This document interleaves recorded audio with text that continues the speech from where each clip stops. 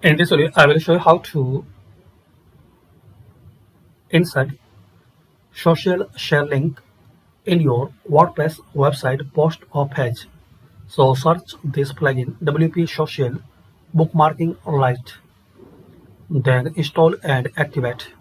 As we can see here, this plugin, and using this plugin, you can insert social share links at the top or bottom of each post.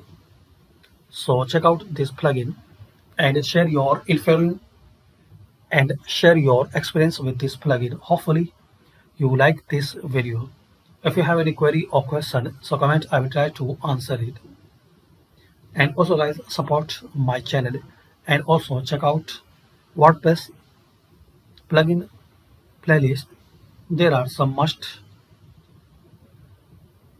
videos about must have plugin. Thanks for watching.